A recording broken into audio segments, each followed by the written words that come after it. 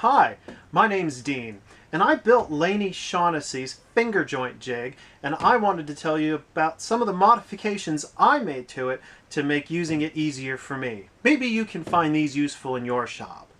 The first thing I did was consider the size of the fingers on the finger joints. Now, Laney suggested making a key and spacing it exactly to a specific measurement, sort of 3/8, 3/4, quarter inch. Well, I took that and tweaked it just a little. See, my dado stack may say that the two saws and one chipper are 3/8 of an inch, but they really aren't. They're a little undersized. Well, that's close enough for me. So I made my keys and spacing to match my dado stack. This way I don't have to worry about shims and remeasuring every time. I know that two saws and one chipper in the middle will get me right where I need to be. Now the second thing I did was to put these stops up here. See, when I first used this, I was concerned about the blade coming through the backside and risking injury to my thumbs or even just tearing up the jig over time. I didn't want either of those situations. So I put these feather boards here and marked right on the table saw how far this jig goes to get top dead center of that blade just into the fence a hair. Now that means that my joints are going to come out clean and my thumbs are going to stay right like they should.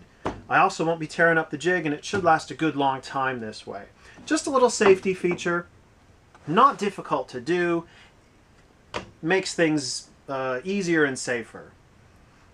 The next thing was I saw Laney on his instructions on how to use it, line up his two pieces of wood on his jig, and then measure over the right amount to match the key so that his spacing was right.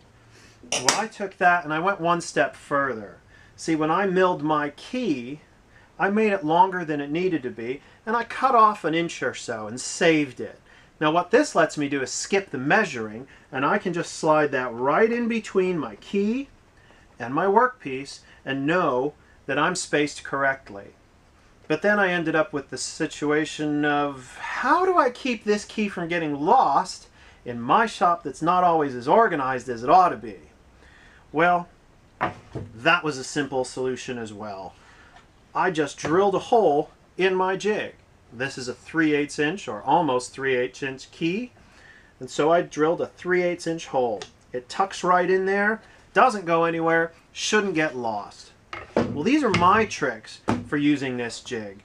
And so I want to send my thanks to Laney for his videos on how to build one of these. It works great, and I'd love to hear your ideas about how we can make this even better. Let me know in the comments below.